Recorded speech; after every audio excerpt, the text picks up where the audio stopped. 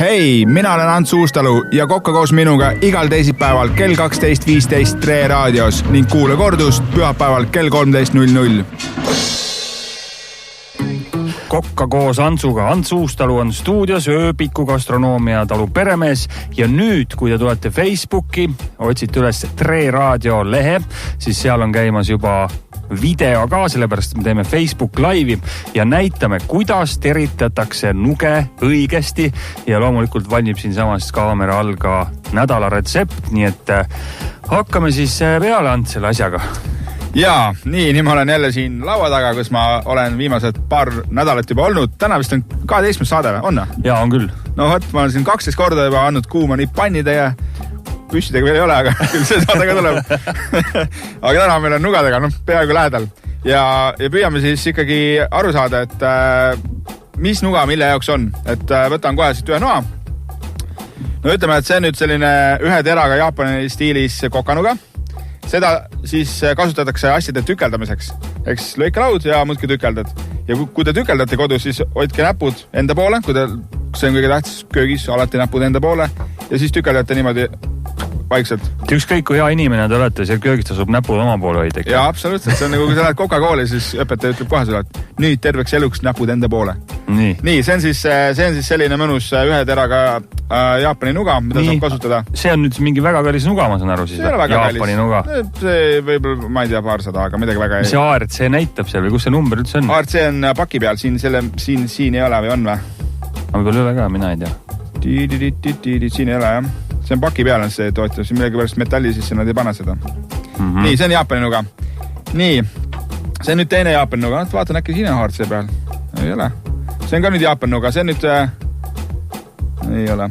Et see on nüüd natuke kergem selline kokanuga, millega saab ka tükeldada väga ilusti ja väga mõnusti. Ütle nüüd, mis nende kahe noa vahe nüüd oli? Mille järgi ma pean otsustama, kumbu tahan? Üks on nüüd ühe teraga, siit teiselt poolt ei ole nii-öelda tera.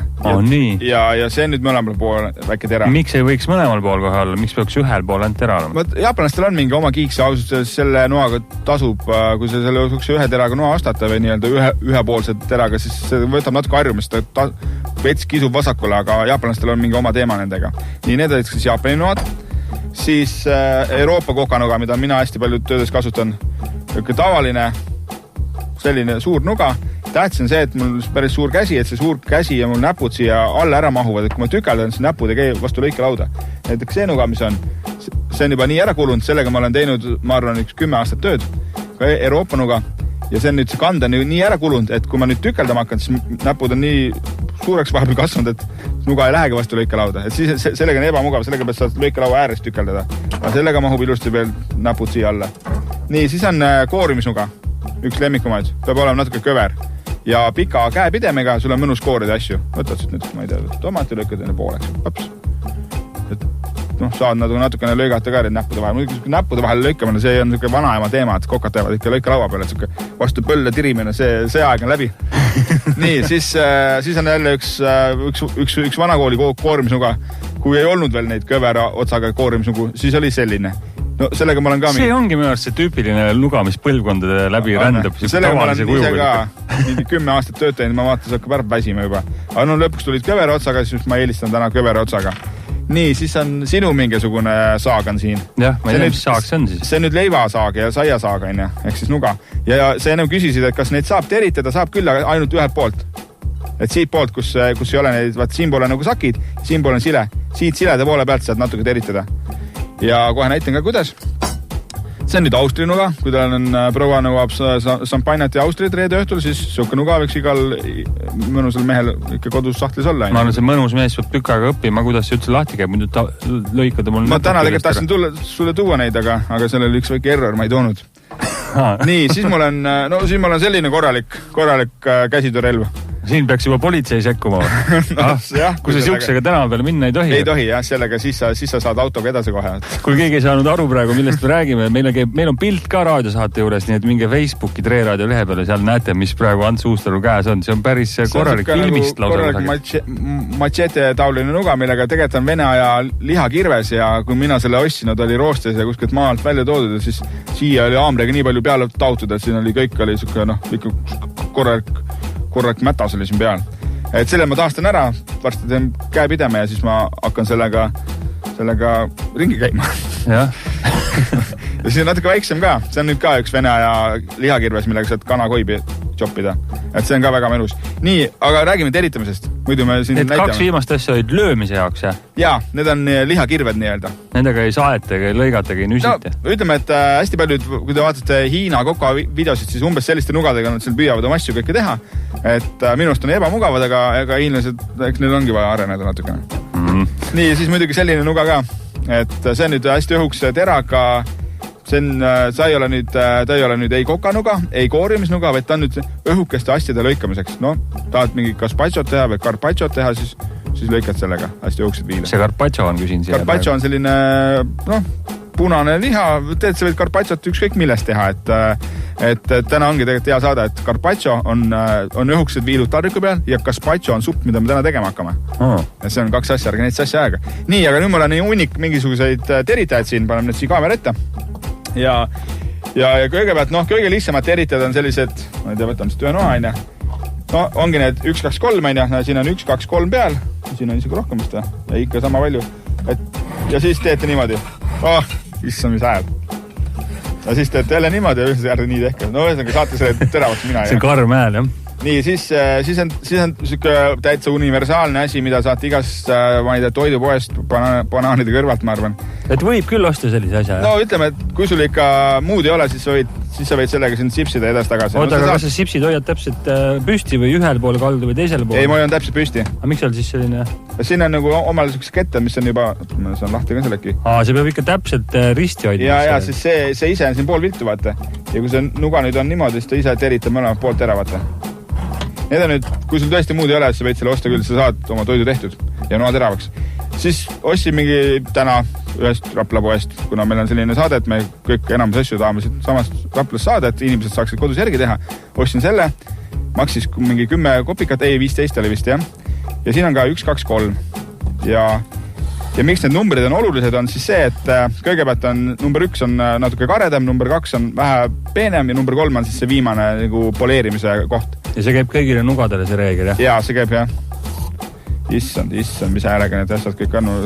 Võib-olla vahepeal ütled veel mingisuguse vihje selle kohta, kuidas kontrollitakse, eks ole, sa siin näpuga kontrollid ise ka, kontrollid niimoodi näpuga, kas ikkagi peab siis midagi lõikama või kuidas see kõige klassikalisem asi ikkagi, kuidas nuga saab kontrollida, on selline tomati lõikamine, paberi lõikamine või siis veel mingisuguse, ma ei tea, svammi lõikamine, et üldiselt, eks ole, või siis teema on see, et see tomat ei ole muidugi nii raske, on ju. See oli hea. Et oleks ma kõrgemalt lastud, oleksid läbi läinud. Järelikult see asi töötus praegu. See oli ikka vana nui, kui ma selle kodust välja võtsin praegu. Mis see oli siis? 15 eurot räägid, jah? See on 15 eurot, nii et ta töötab väga hästi. Et tomat läks peaaegu pooleks. Ta oleks pooleks läinud, kui ma oleks siis kõrgemalt nagu lasknud. Ja tõesti, nendega võib kodus teha. Mul ei ole üldse kahju, kui te sukust asjaga teete. Aga siis need kuluvad ka päris ruttu. Et see 15 eurot on suke, ma arvan, poole aasta pärast on see läbi. Peate jälle investeerima 15 eurot. Nüüd, mul on väga kahju, et mul ei ole kaasas sellist õiget kivi. Siin on nüüd selline vana, see on üks vanemaid, tänapäeval on veel suuremad. On siis eri karedusega. Üks on nagu alguseks ja pärast on lõpetuseks on selline. Ja ma nüüd näiteks, võtame see sama noa jälle, et algul lasete karede pealt lasete, on. Ja see nurk võiks olla siis niimoodi, et see võiks olla 15 kuni 20 kraadi. Umbes selline see nurk. Ja see nurka peate hoidma. Kivi, ma ei tea, kas see seisab, siis te peate niimoodi lihtsalt teete. Keere korra külje peale, et see nurka näha oleks. Ahah. No, te peate ära tundma selle nurgad, siit läheks nagu sujuvalt üle, umbes nii. Ja siia peaks alla mahtuma mingi eurone, siis oleks 15 kraadi nagu käes. Ja ma näitan siis stiilid ära.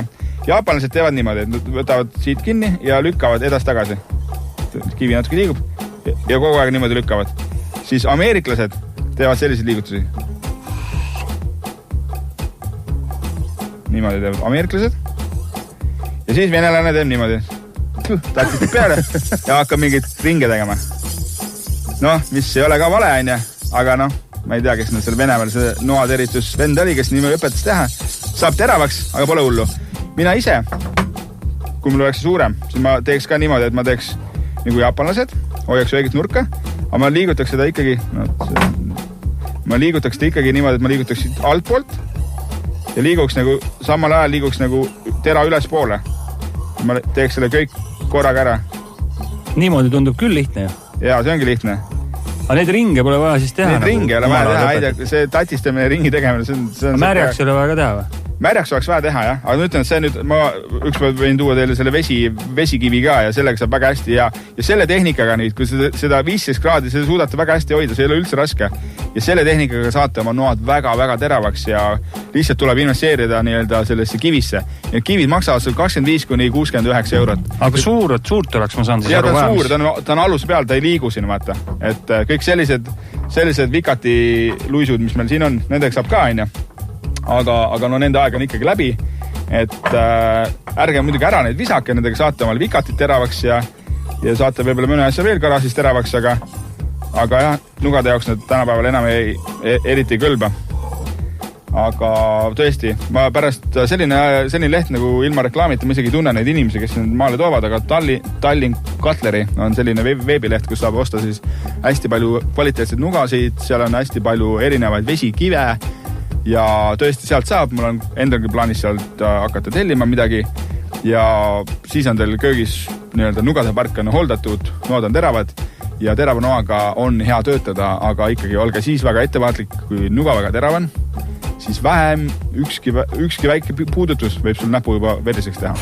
Aga nüüd, kui võtta see kallima otsa nuga ikkagi, kas võib eeldada, et kui seda kenasti hooldada, siis ta kestabki lapseni välja või? Jaa, muidugi, loomulikult, et ei tohi nagu maha lasta. Vaat siin ongi see hea näide, kuidas mul on üks see nuga, millega ma olen 10 aastat töötanud, see on mul kunagi maha kukkunud ja ots on kõver. Muidugi sa saaks selle käia peale sirgeks, aga ma meelega praegu ei ole teinud, et see on hea näidata, et mis siis juhtub. Aga oleks nüüd see kallis nuga maha kukkunud, siis oleks mul ainult see käepide, see 2,5 tonnine käepide ja oleks kogu lugu. Nii, meil on üks terituspulk siin veel, tahaks neid ka juba näha, mul on kodus ka see, aga ma ei saanud selle mitte midagi peale. Siin on nüüd erinevad, üks on selline lame, millel on siis teemant kate peal ja teine on siis metall, lihtsalt metall, millel ei ole mingit katet peal, vaid on niisugune nagu asi. Ja nendega siis teritatakse, mul on laua pealt natuke eemale, suurem noa ka. No mina teritan nii, et ma lükkan siit alla, jälle see sama 15-20 kraadi ja kindlasti endast eemale, et ei ole mingit sellist asja, et teritate enda poole. Mõned teevad ka niimoodi. No see on nagu vana vikate värk, et see karvamütsiga ja see, kes tatistab vahepeal. See on nagu lõkke asi. Aga jah, mulle meeldib endal nii teha. Ja need pulgad siis ikkagi hoiavad nuga ikkagi teravana, küll aga nendega ei saa päris, kui see ikkagi on nuga maha kukkunud ja mingisugune täke on sees, siis selle pulgaga seda välja ei saa, siis on ikkagi luisku vaja. Et need on sellised kiired, need on alati kuskil köögis olemas. Teed midagi, näiteks sama ma ennem ütlesin, et see on nüüd kondistamisnuga, liha kondistamisnuga ja see on nüüd hästi tugeva terasega, see paindu eriti. Sellega niimoodi teed 2 korda teravaks, võtad selle kondi kätte, teed kondistad ära ja nii kui ta vastu konti läheb, põhimõtteliselt oleks vaja jälle natuke üle lasta. Nüüd ma räägin need ka ära, see on nüüd kalafileerimisnuga ja sellepärast, et see on painduv nuga. Ja see peab ka olema painduv, sest kalal on erinevad nurgad, mille alt siis fileerida. Pea juurest läheb sinna selgroo juurde, siis nuga on umbes sellises paindes ja lükkad seda niimoodi vaikselt sealt ilusti välja. Et sellega ei saa niimoodi teha, see ei paindu, et sellega liha tahab kõvemat asja saada. Et kõigepealt tehke selgeks, mis nugadel vaja on ja siis kindlasti oske omal see luisk, sööke vesikivi ja sellega saate omal kõik noad ilusti teravaks ja siis peate lihtsalt teisi hoiatama, et ma tegin noad teravaks, et seda tasub kindlasti ütelda. Meil on nüüd söögi tegemise aeg käes, sest et aeg lendab. Aeg lendab, nii. Täna me teeme siis sellist asja, teeme siis tomati, arbuusi, gazpachot basiilikuga. Gazpacho on külm supp, kuna suvi on, no täna on natuke halb ilm, aga muidu meil on väga ilus suvi olnud siiamaani ja külma suppi ikka tahame süüa. Ja kui täna kordussaadet kuulate, kui te olete hetkel raadio juures ja käes on pühapäev, siis võib-olla on ilus ilm hoopis. Nii et hakkame ka süüa tegema. Söögiriistadega ei ole puudust, ma vaatan söögi tegema.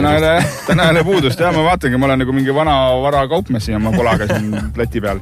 Nii, võtame siis selle koorimisnoa. Mul on nüüd üks kannukene. Paneme siia kannu sisse kohe. Kõigepealt võtame varselleri. Tükeldame selle ära siia. Tüks. Mul täna hommikul ei olnud kodus elektrit. Ma ei saanud sulle retsepti saata, aga kohe kui koju lähen elekter on tagasi, siis ma saadan retsepti ka. Nii, nüüd paneme siia sisse arbuusi lihtsalt. Arbuus on väga hea, praegu kohe hakkab arbuusi ja meloni hooaeg hakkab pihta. Sööge palun palju arbuusi ja melonit, see on tervislik, hoiab kehakaalu normis ja ja muidugi räägin mees, kellel endal pole kehakaal normaalne, aga... Seemnid võib ka, eks ole, süüa?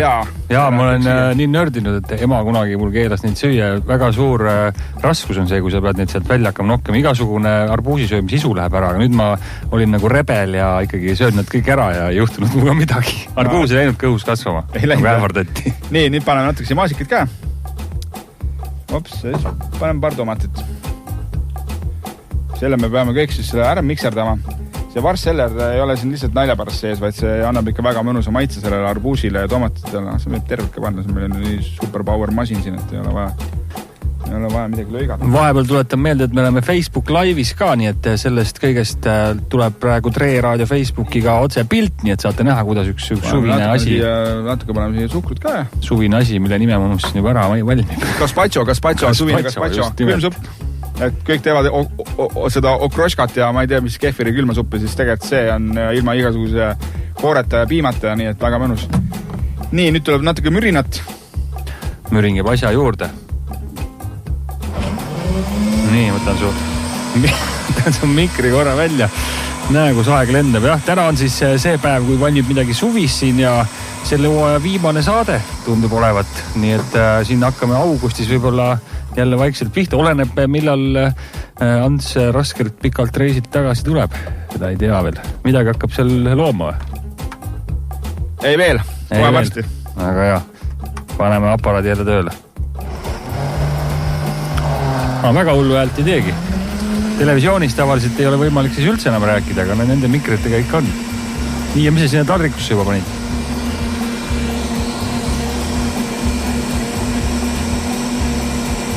Aha, ma pean minema kaameraga juurde, paistab, et siit tuleb midagi väga ilusat.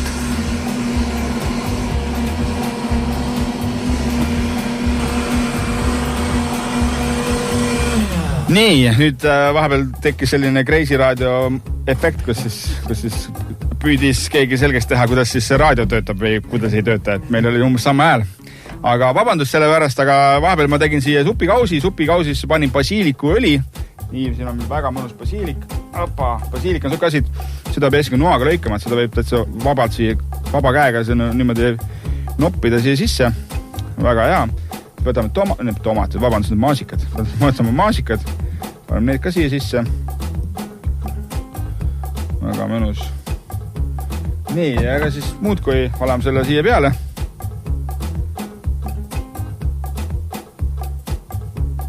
Voilà.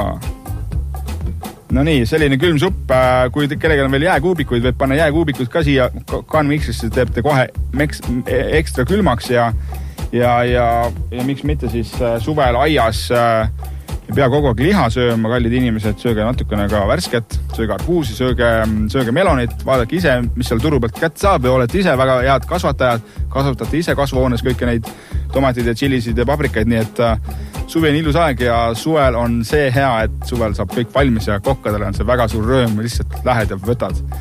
Ja nii kui ma enne ütlesin, siis väike paus tuleb. Mina lähen veinimõisatesse. Mul on ees ootamas mingi 12 veinimõisa, mida ma pean siis 10 päevaga läbi käima. Ja sõidame üle 3500 kilomeetri. Saab olema mõnus Lõuna-Euroopa trip ja seal on kõige tähtsam see, et seal on meeletud ägedad kalaturud, head austrid, kalmaarid, krevetid, kõik seda saab siis reisi jooksul nautida ja ma usun, et te, kallid kuulajad, ise ka lähete puhkama ja oleme tagasi. Ott, millal siis? Millal me peame tagasi tulema? Augustis millalgi tuleb. Augustis, jah. No teeme augustis, jah. Ma tulen küll natuke ennem, aga tavai. Teeme augustis. Tšau, head puhkust. Hei, mina olen Ants Uustalu ja kokka koos minuga igal teisipäeval kell 12.15 Tre Raadios ning kuule kordust pühapäeval kell 13.00.